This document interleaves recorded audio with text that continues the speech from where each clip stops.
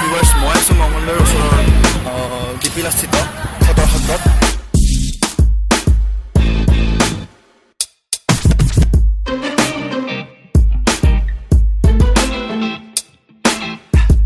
আৰু খটৰা সত্ৰৰ এটা বৈশিষ্ট্য আছে যে ইয়াত মূৰ্তি পূজা কৰা হয়। আৰু আমাৰ অসমৰ যিবোৰ সত্ৰ আছে, যেনে ধৰক বৰপেটা সত্ৰ হওক, মাজুলী হওক, সেইবোৰ সত্ৰত সাধাৰণতে মূৰ্তি পূজা কৰা নহয়। আৰু এইটো সত্ৰ প্ৰতিষ্ঠা কৰিছিল আমাৰ মাধৱদেৱ নে কি, ইমান সবিশেষ নাজানিম। এই সবিশেষ জ্ঞাত হৈ আপোনালোকক জনাবলৈ মই যত্ন কৰিম। আৰু ইয়াত একচুৱেলি শংকৰদেৱে প্ৰতিষ্ঠা কৰা, মাধৱদেৱে প্ৰতিষ্ঠা কৰা প্ৰায়ভাগ সত্ৰতেই মূৰ্তি, মানে কোনো ধৰণৰ সত্ৰতেই মূৰ্তি পূজা কৰা নহয়। আৰু বৈষ্ণৱ ধৰ্ম, মানে বৈষ্ণৱ ধৰ্মৰ যিবোৰ মানুহ, তেওঁলোকে মূৰ্তি পূজাৰ বিপৰীতে মানে কামবোৰ কৰে। তেওঁ মূৰ্তি পূজা নামানে আৰু বলি বিধানো নামানে। সেইটোকে ইয়াত মূৰ্তি পূজা সাধাৰণতে কৰা, সত্ৰবোৰত মূৰ্তি পূজা সাধাৰণতে কৰা নহয়। কিন্তু আমাৰ মংগলদৈ ওচৰৰ এই খটৰা সত্ৰত মূৰ্তি পূজা কৰা হয়। আৰু ইয়াত আছে মূৰ্তি পূজা মানে কি, ইয়াত আমাৰ ভগৱান ৰাম আৰু মাতা সীতাৰ মূৰ্তি আছে। আৰু লগতে আছে হনুমানৰ মূৰ্তি। এইটো হ'ল হনুমানৰ মূৰ্তি।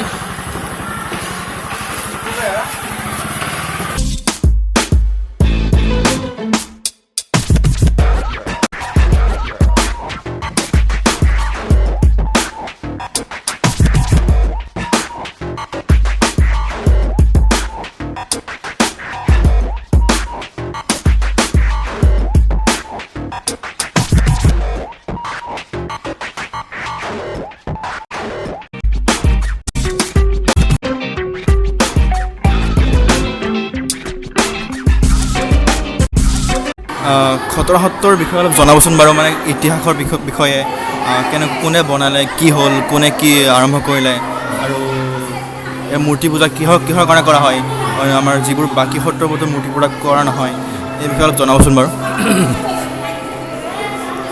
গণ্ডগোলটো হৈ থাকিলে এই খটৰা সত্ৰ 1568 খ্ৰীষ্টাব্দত স্থাপিত হৈছিল। আৰু সেই সময়ত লেচাকনাৰ গোবিন্দ আটৈয়ে মাধৱদেৱৰ আদেশমতে আহি এই খটৰাত সত্ৰ প্ৰতিষ্ঠা কৰে। তেতিয়া ইয়াৰ যিখিনি মানুহ আছিল, একেবাৰে সহজ সৰল ভজা খেতিয়ক মানুহ, তেওঁলোকে এই নাম প্ৰসংগ বা হৰি কীৰ্তনৰ বিষয়ে একো বুজা নাছিল। সেয়েহে তেখেতৰ ওচৰত মানে মানুহখিনিয়ে আপত্তি জনালে যে আমাক মূৰ্তি বা গোসাঁই কেনেকুৱা ধৰণৰ বস্তু আমাক লাগে, আমি চাব বিচাৰোঁ। তেতিয়া গোবিন্দ আটৈয়ে উপায় অন্তৰ হৈ মাধৱদেৱ গুৰুৰ ওচৰলৈ গ'ল। আৰু মাধৱদেৱে তেতিয়া তেওঁৰ ৰামযাত্ৰা ভাওনাৰ কাৰণে বনাই থোৱা এই মূৰ্তিকেইটা দি পঠাইছে। দি পঠোৱাত ইয়াতে গোবিন্দ আটৈয়ে যেতিয়া প্ৰতিষ্ঠা কৰিলে, তেতিয়া মানুহবিলাক আকৃষ্ট হ'ল আৰু তেওঁলোকৰ মাহাত্ম্যও বাঢ়িল। তেওঁলোকৰ সন্মুখত যেতিয়া নাম কীৰ্তন বা চাকি বন্তি শৰাই সকলোবিলাক সদায় আগবঢ়াব ধৰিলে, তেতিয়া গোবিন্দ আটৈৰ নামো উজ্জ্বল হ'ল আৰু তেওঁলোকৰ মাহাত্ম্য হ'ল। আৰু মূৰ্তিকেইটা সেই তেতিয়া দিনৰে গোবিন্দ আটৈৰ দিনৰে অনা বস্তু, মাজতে আমাৰ কৰা নহয়। মূৰ্তিকেইটা মানে আমাৰ মাধৱদেৱে দি পঠিওৱা নাটকৰ কাৰণে বনাইছিলে, তেওঁ দি পঠিয়ালে মন্দিৰলৈ। আৰু শুনামতে এইটো সত্ৰত কোনো নিৰ্দিষ্ট সত্ৰাধিকাৰ নাই। কিহৰ কাৰণে নাই সত্ৰাধিকাৰ? সত্ৰাধিকাৰ যেতিয়া গোবিন্দ আটৈ ঢুকোৱাৰ আগতে কৈছে বোলে এই সত্ৰত কোনো মুৰি নাই, ৰাইজে পৰিচালনা কৰি এই সত্ৰখন চলাব। তেতিয়াৰ পৰাই তাৰমানে আমাৰ সাধাৰণ হোৱা হয়, বছৰেকত দুখন, আৰু বছৰেকৰ মূৰত আমাৰ সেই সাধাৰণ সভাখনত কমিটি নিৰ্বাচন কৰা হয়। ৰাইজে লগ লাগি কমিটি নিৰ্বাচন কৰে আৰু সেই কমিটিখন নিৰ্বাচন কৰোঁতে সভাপতি সম্পাদক আৰু উপদেষ্টা আৰু সদস্য 15জন বা 20জন সদস্যৰে সেই কমিটিখন গঠন কৰিলোঁ আৰু সেই কমিটিৰ সভাপতি সম্পাদকৰ দ্বাৰাই পৰিচালনা হয় এই সত্ৰখন। আৰু আমাৰ পাচেতি হয়, পাচেতি আমাৰ বিশ্বকৰ্মা পূজাৰ দিনাই ইয়াত অনুষ্ঠিত হয় পাচেতি। এতিয়া পাচেতিৰ কিহৰ কাৰণে অনুষ্ঠিত ইয়াৰ মূল মানে পাচেতি শব্দটোৰ অৰ্থটো কি জানেনে? কওকচোন বাৰু, মানে বহুতেই গম নাপায় এই বিষয়ে, গম নাপায় পাচেতি কিনো হয়, বহুতেই সুধি থাকে, ক'ব নোৱাৰা ভালদৰে, আপুনি জনাই দিয়কচোন। পাচেতি হ'ল কৃষ্ণ জন্ম পোৱাৰ 5 দিন পিছত নন্দৰাজাৰ ঘৰত এটা উৎসৱ হৈছিল।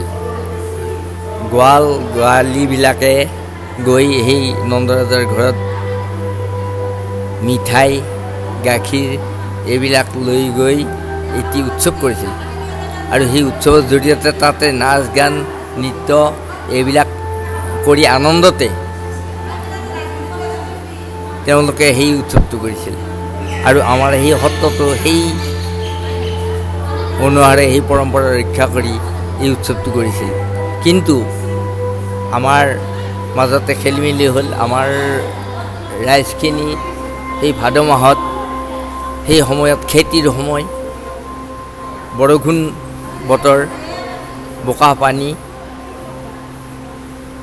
যেতিয়া এনেকুৱা হ'ল তেতিয়া বহুত অসুবিধাৰ সন্মুখীন হ'ল।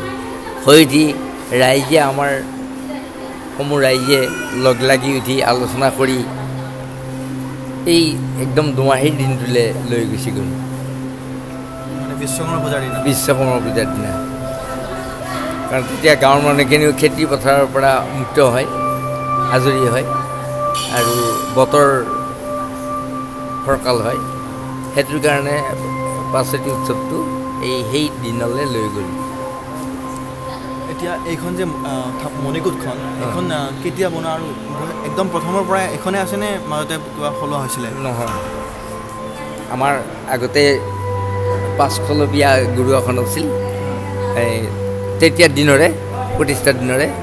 সেই 5খলপীয়া গুৰু এখনখন সলনি কৰি আজি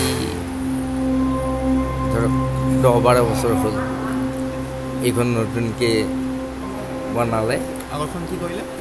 আগৰখন আছে এতিয়া আমাৰ এই গোবিন্দা আটাৰ যি সত্ৰ প্ৰতিষ্ঠাপক আতৈ, গোবিন্দা আটাৰ নামঘৰত আমি সেইখন প্ৰতিষ্ঠা কৰিছোঁ আৰু এইখন 7খলপীয়াকৈ বনাই ইয়াতে প্ৰতিষ্ঠা কৰা হৈছে।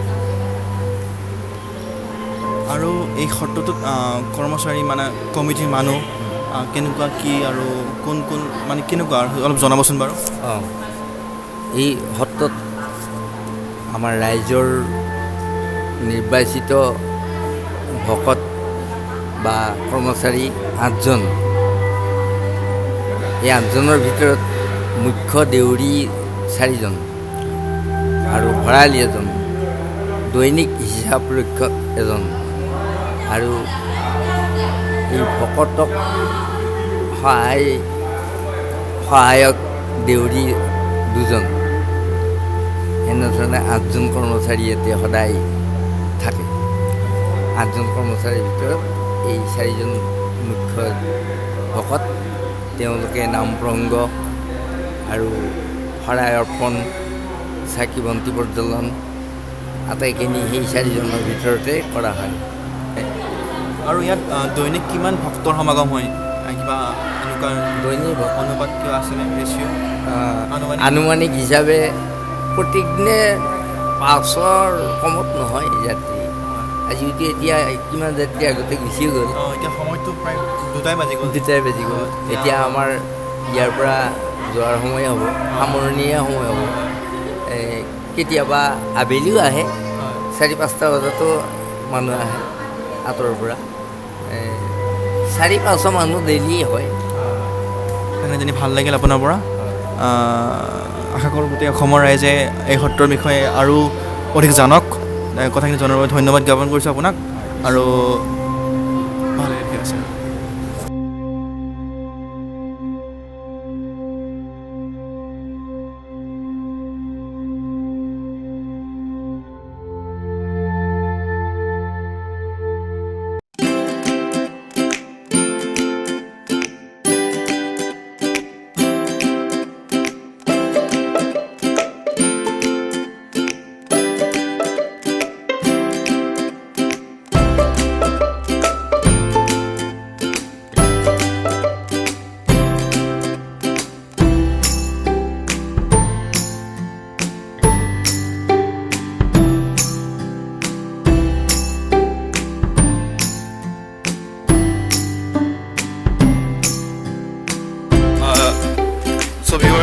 আজিৰ যি মই খটৰা সত্ৰৰ ভিডিঅ' সেইটো ভিডিঅ' শ্বুট কৰাত মানে মন্দিৰলৈ সত্ৰলৈ লৈ যোৱাত মোক সহায় কৰিলে মোৰ বন্ধুবৰ্গ এয়া ভাৰ্গৱ আৰু এয়া সাধন তেওঁলোকলৈ ধন্যবাদ জ্ঞাপন কৰিলোঁ আৰু এইটো নদীত আছোঁ এইটো ননৈ নদীত